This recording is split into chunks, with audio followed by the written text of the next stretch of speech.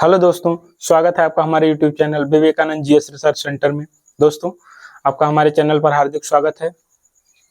चूंकि हम लोग मौलिक अधिकार की 2 क्लासेस पढ़ चुके हैं, आज हम लोग तीसरी क्लास पढ़ेंगे।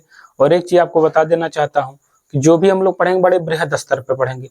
अगर आप यूपीएसआई के एग्जाम देना चाहते हैं तो मैं आपको बता देना चाहता हूँ, क्योंकि यूपीएसआई में ज्यादा से ज्यादा आपका ये कॉन्स्टिट्यूशन का पार्ट पूछा जाता है, लगभग 20 उस क्वेश्चन के लमसम। तो उसमें आपको जो भी ये नोट्स बनवाया जा रहा है, जो भी पढ़ाया जा रहा है, अगर इससे इतर कुछ आने जाने वाला नहीं है, सारा का सारा जो है यही वीडियो आपका सुपरसीड कर देगा एग्जाम को। तो इसलिए मेहनत से पढ़िए और मस्त रहिए, ठीक है। अब हम लोग शुरुआत करते हैं दोस्तों। 12 और 13 हम लोगों ने पढ़ा था, अब अनुच्छेद 14 की बारी आती है। 14 की देखते हैं। देखिए दिया गया है, अनुच्छेद 14 के अंतर्गत विधि के समक्ष समता और विधि के समान संरक्षण का उल्लेख है। देखिएगा दोस्तों, अनुच्छेद 14 में विधि के समक्ष समता और विधि के समान संरक्षण का उल्लेख है। तो पहली चीज जान लीजिए कि इसी में सबसे पहली बार अनुच्छेद 14 में व्यक्ति शब्द का प्रयोग किया गया है। इसका प्रयोग किया गया है, व्यक्ति शब्द का प्रयोग किया गया है, ठीक है। दूसरी चीज बता दें आपको, विधि के समक्ष जो समता का प्रावधान है वो हमने ब्रिटेन से ग्रहण किया है। विधि के समक्ष समता का जो प्रावधान है वो ब्रिटेन से ग्रहण किया गया है, और विधि के समान संरक्षण का जो प्रावधान है वो हमने यूएस से, अमेरिका से ग्रहण किया है। क्लियर हो गया। विधि के समक्ष समता ब्रिटेन से ग्रहण किया है और विधि के समान संरक्षण अमेरिका से ग्रहण किया है। देखिए इसमें 2 चीजें हैं। जो विधि के समक्ष समता है वो नकारात्मक अवधारणा उद्देश्य करती है, और जो विधि के समान संरक्षण है वो सकारात्मक मतलब प्रदर्शित करती है। लेकिन दोनों का मतलब ये होता है, दोनों का मतलब ही विधि और न्याय से ही संबंधित है। सबको समान न्याय की ही अवधारणा दोनों प्रदर्शित करती हैं, लेकिन एक जो है नकारात्मक अवधारणा प्रदर्शित करती है और एक सकारात्मक अवधारणा प्रदर्शित करती है, ठीक है दोस्तों। तो ये जान लीजिए, ये सकारात्मक अवधारणा प्रदर्शित करती है और ये नकारात्मक अवधारणा प्रदर्शित करती है। क्लियर है। अब जो है विधि के समक्ष जो समता है या विधि के समान जो संरक्षण है उसके कुछ अपवाद हैं। क्या है दोस्तों? अपवाद है। अपवाद क्या क्या है? जैसे देखिए, अभी हमारे और आपके लिए एक अलग विधि है कि हम अगर ये जुर्म करते हैं तो उसके लिए ये हमको जो है इतने साल की सजा होगी या इतना जुर्माना देना होगा। लेकिन आपको बता दें 3 अपवाद हैं, तीनों के बारे में हम लोग चर्चा कर लेते हैं कि यदि राष्ट्रपति या राज्यपाल अपने कार्यकाल के दौरान कभी भी न्यायालय के प्रति जवाबदेह नहीं होंगे, कि मतलब न्यायालय इनको कटघरे में खड़ा कर सकती है राष्ट्रपति या राज्यपाल को। किस अनुच्छेद के अंतर्गत? अनुच्छेद 361 के अंतर्गत राष्ट्रपति और राज्यपाल अपने कार्यकाल में किसी भी कार्य के प्रति न्यायालय में जवाबदेह नहीं होंगे। कोई भी जुर्म अगर ये करते हैं तो ये न्यायालय में जवाबदेह नहीं होंगे। तो ये एक प्रकार का अपवाद हुआ कि नहीं हुआ? हम और आप जुर्म करेंगे तो हमको सजा निश्चित है, जेल में डाल दिए जाएंगे। लेकिन ये लोग जब तक इनका कार्यकाल रहेगा तब तक ये जवाबदेह नहीं होंगे न्यायालय में। दूसरी चीज, अनुच्छेद 105 के अंतर्गत संसद सदस्य जो भी हैं, संसद सदस्य आप जान ही रहे हैं, लोकसभा, राज्यसभा और राष्ट्रपति से मिलाकर संसद बनती है। लेकिन लोकसभा और राज्यसभा की जो भी सदस्य हैं, जब तक ये अपने कार्यकाल में रहेंगे तब तक इनको भी जवाबदेही नहीं होगी, ठीक है दोस्तों।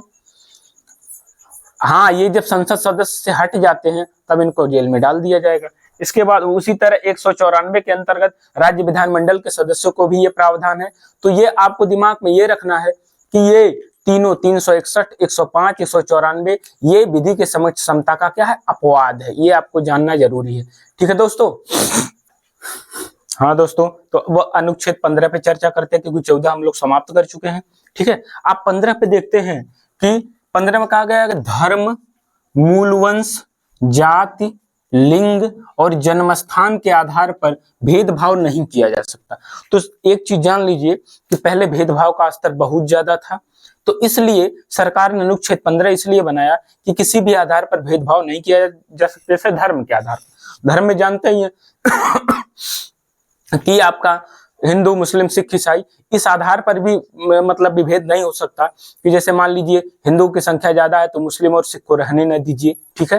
तो धर्म के आधार पर भेदभाव अब नहीं कर सकते। दूसरा दिया गया मूलवंश। मूलवंश का मतलब होता है, कहा भी जाता है कि जैसे ये इस जाति का है, ये इस वंश का, इस जाति का है, ये नीच जाति का है, ये उच्च जाति का है, ठीक है। तो इस आधार पर भी आप भेदभाव नहीं कर सकते। तीसरा दिया है जाति, तो आप जान ही गए जाति कहते हैं ये नीच जाति है, उच्च जाति, तमाम इस तरह की भावनाएं होती हैं। तो इस आधार पर भी आप भेदभाव नहीं कर सकते जाति के आधार पर, ठीक है। उसके बाद जो है जन्म स्थान के आधार पर, जन्म स्थान में भी ये अंतर होता है कि एक व्यक्ति जो है जाके किसी जनजातीय क्षेत्र में जन्मा है, किसी जंगल का निवासी है, और एक जो है अच्छे किसी शहर का निवासी है, तो इस आधार पर भी आप भेदभाव नहीं कर सकते दोस्तों। उसके बाद जन्म स्थान हो गया, इसके आधार पर भेदभाव नहीं किया जा सकता। लेकिन इसके कई पार्ट हैं, अनुच्छेद 15 के कई पार्ट हैं कि अगर भेदभाव की स्थिति कहीं उत्पन्न होती है तो उसके लिए सरकार ने कई कानून बनाए हैं। देखिए जैसे पहला बता दें हम, दुकानों, सार्वजनिक भोजनालयों, होटल एवं मनोरंजन स्थलों पर कोई भी भेदभाव नहीं किया जा सकता। जैसे दुकानों में ऐसा नहीं है कि इस दुकान से कोई बड़े वर्ग का आदमी अगर खरीद रहा है सामान तो छोटे वर्ग का आदमी उस दुकान पर नहीं खरीद सकता। दूसरी चीज, किसी भोजनालय में गए तो भोजनालय वाला आपसे ये नहीं कहेगा कि ये बड़े वर्ग बड़ी जाति वाले यहाँ खाएंगे तो यहाँ छोटी जाति वाले नहीं खाएंगे, ये भी भेदभाव नहीं रहेगा, ठीक है। और उसके बाद जो है मनोरंजन स्थलों, आप जानते हैं सिनेमा देखने जाते हैं, तो सिनेमा देखने जाते हैं तो क्या ये कहा जाता है कि यहाँ उच्च जाति वाले आएंगे छोटी जाति वाले नहीं आएंगे? तो इसमें कोई ऊंच नीच का कोई फर्क नहीं रहेगा, यही अनुच्छेद हमको सिखाता है, ठीक है। इसके बाद आप देखेंगे कुआं, तालाब, स्नान घाट, सड़क एवं सार्वजनिक स्थलों के समागम के स्थलों पर जो है किसी को रोका नहीं जाएगा। जैसे आपको बता दें कुआं है, ठीक है। अब बताइए पहले होता था कुएं पर से ये इसी वर्ग के लोग पानी भरेंगे, लेकिन आज स्थिति है आज कुएं पर से सभी लोग पानी भर सकते हैं। हाँ, हालांकि अब तो सबके पास हैंडपंप हो गया है और सारी चीजें हो गई हैं, तो इसलिए कुएं का तो कोई औचित्य रहा नहीं, लेकिन पहले ये होता था कि कुएं से कौन पानी भरेगा कौन नहीं भरेगा, ये सारी चीजें होती थी पहले, ठीक है। तालाब हो गया, स्नान घाट हो गया, नहाने का ही हो गया कि इस घाट पे कौन नहाएगा कौन नहाएगा, तो कहने का मतलब यह है इस घाट पे सभी लोग नहाएंगे, ठीक। सड़क हो गई, सड़क पे भी चलने का टैक्स वगैरह पहले देना पड़ता था। और सार्वजनिक समागम जैसे कोई धार्मिक कार्य क्रियाकलाप हो रहे हैं तो उसमें सभी वर्ग के लोग उपस्थित होंगे, ऐसा नहीं है कि केवल एक ही वर्ग के लोग उपस्थित होंगे, ठीक है।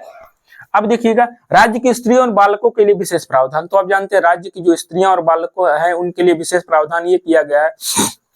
जैसे अभी हम आपको बता दें कि स्त्रियों के लिए घरेलू हिंसा ये टाइप चीजें होती हैं कि नहीं होती हैं, तो इस आधार पर भी होना चाहिए। जैसे अभी हमने यहाँ पर एक चीज बताया, लिंग के आधार पर भेदभाव नहीं होना चाहिए, तो लिंग का मतलब एक होता है स्त्री, एक होता है पुरुष, पुल्लिंग और स्त्रीलिंग। तो ऐसा नहीं है कि महिलाओं की को बदतर से बदतर स्थिति में आप भेज दीजिए, जैसे घरेलू हिंसा होता है, तो ये टाइप की चीज नहीं होनी चाहिए। दहेज जो वाला जो स्थिति होती है ये भी नहीं होना चाहिए, क्योंकि जैसे पुरुष है वैसे स्त्री, हमारे संविधान में दोनों को समान दर्जा प्राप्त है, ठीक है। और बालकों के लिए भी उत्तम व्यवस्था होनी चाहिए, किसी भी प्रकार का इनका शोषण नहीं होना चाहिए, ठीक है दोस्तों।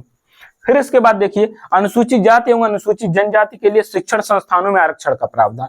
तो एससी और एसटी के लिए शिक्षण संस्थानों में आरक्षण का जो प्रावधान किया गया है इसी अनुच्छेद के अंतर्गत किया गया है, अनुच्छेद 15 के अंतर्गत। एससी और एसटी के लिए देखिए अभी शिक्षण संस्थान में जाइए तो एससी और एसटी की लगभग जो है फीस जो होती है लगभग फ्री होती है, फ्री ऑफ कॉस्ट होती है कि आप फ्री में भी पढ़ाई कर सकते हैं, ठीक है।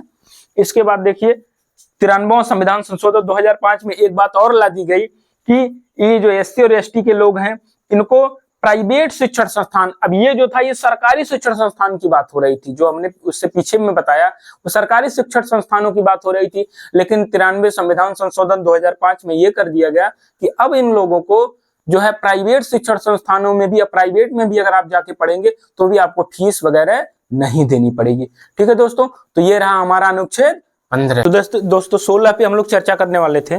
देखिए 16 में क्या है, लोक नियोजन के विषय में अवसर की समानता, लोक नियोजन के विषय में अवसर की समानता। तो कहा यह गया कि हमारे देश में जितनी भी सरकारी नौकरियां हैं लोक नियोजित होंगे लोग, उसमें अवसर की समानता होगी, सबको समान अवसर दिए जाएंगे। दोस्तों सबको समान अवसर दिए जाएंगे, लेकिन जो रिजर्वेशन है वो इसका क्या है, अपवाद है।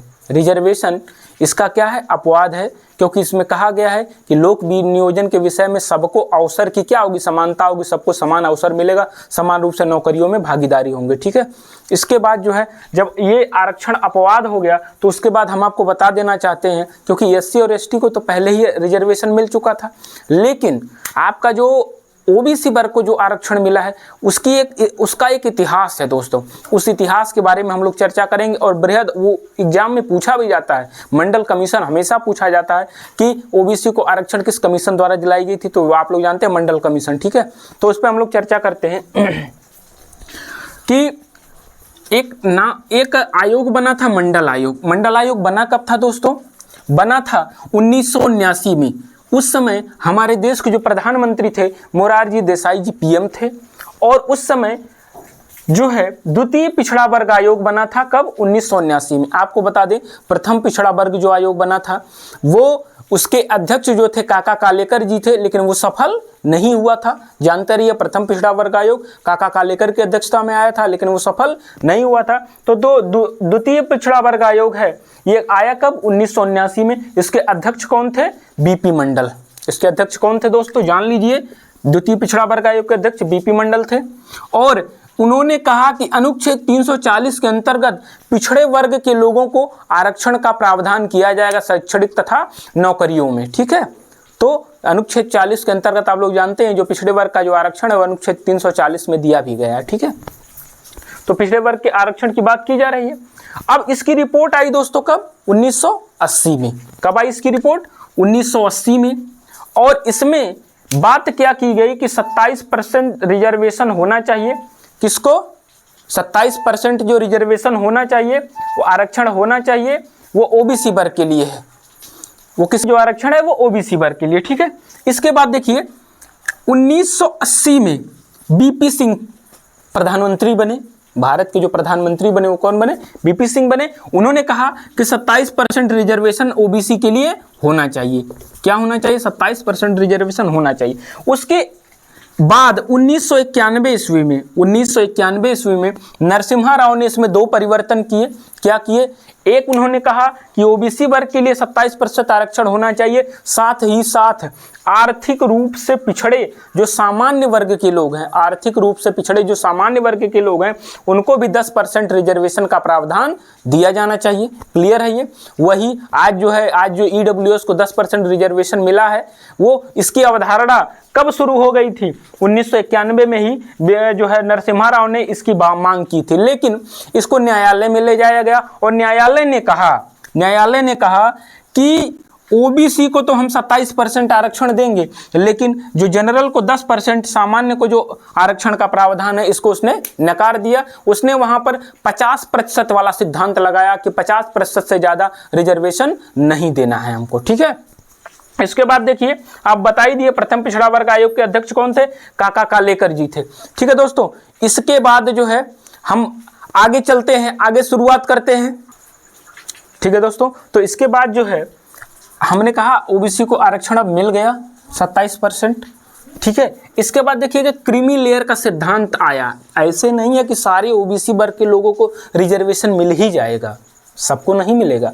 तो इसके लिए एक सिद्धांत आया जिसे हमने नाम दिया क्रीमी लेयर सिद्धांत। और क्रीमी लेयर सिद्धांत के अंतर्गत ये बताया गया कि इसके अंतर्गत जो आएंगे, ठीक, वही आरक्षण पाएंगे। दूसरी चीज, क्रीमी लेयर के अंदर आना है। क्रीमी लेयर से अगर आप बाहर आपका दायरा जा रहा है तो आप आरक्षण नहीं पाएंगे या आपके बच्चे भी आरक्षण नहीं पाएंगे। जैसे हमने कहा राष्ट्रपति हैं के लड़के हैं, उपराष्ट्रपति हैं, उच्चतम न्यायालय उच्च न्यायालय के न्यायाधीश हैं, ठीक है। संघ लोक सेवा आयोग के अध्यक्ष, राज्य लोक सेवा आयोग के अध्यक्ष और सदस्य हो गए, ये सब भी नहीं आएंगे। मुख्य निर्वाचन आयुक्त, ये सब भी नहीं आएंगे। नियंत्रक महालेखा परीक्षक, इन सब के लड़के ओबीसी वर्ग के अंतर्गत जो है आपका रिजर्वेशन नहीं प्राप्त कर सकते, क्योंकि ये क्रीमी लेयर में आते हैं और जो क्रीमी लेयर में आता है उसे रिजर्वेशन नहीं दिया जाता। दूसरी चीज, ग्रुप ए और ग्रुप बी जिसकी सैलरी बहुत ज़्यादा होती है, ठीक है, इन सेवा के जो अधिकारी होते हैं उनके बच्चे भी इसके अंतर्गत नहीं आते हैं, ठीक है। सेना में जो कर्नल होते हैं या उससे ऊपर के जो अधिकारी होते हैं उनके भी लड़के इस जो है क्रीमी मतलब आरक्षण के अंतर्गत नहीं आते, क्योंकि ये क्रीमी लेयर के अंतर्गत आते हैं। और इसके बाद जिन लोगों की सालाना, ये सबसे इंपॉर्टेंट है, जिन लोगों की सालाना आय 6 लाख से अधिक है। अब ये इसमें से जितने भी लोग हैं दोस्तों, इसमें से कोई ऐसा नहीं है जिसकी सालाना आय 6 लाख से अधिक ना हो, क्योंकि वो सरकारी तौर पे लिखित रुपया इनको दिया जाता है कि जब उनको लिखित दिया जाता है कि 6 लाख से ऊपर आपकी इनकम है तो उनके लड़कों को कभी भी रिजर्वेशन नहीं मिलेगा, क्योंकि वो क्रीम आदमी है। क्रीम होती है, जैसे दही को एकदम मथ के जो है क्रीम निकाला जाता है ना, तो वो क्रीम होते हैं, और क्रीम को रिजर्वेशन की क्या ज़रूरत है। ठीक है, तो ये चीज़ आपको क्लियर होनी चाहिए कि जिन लोगों की सालाना इनकम 6 लाख से अधिक है वो रिजर्वेशन नहीं पाएंगे, वो क्रीमी लेयर के अंतर्गत आएंगे। अब इसके बाद देखिएगा दोस्तों, एक है नाम कैरी फॉरवर्ड लॉ।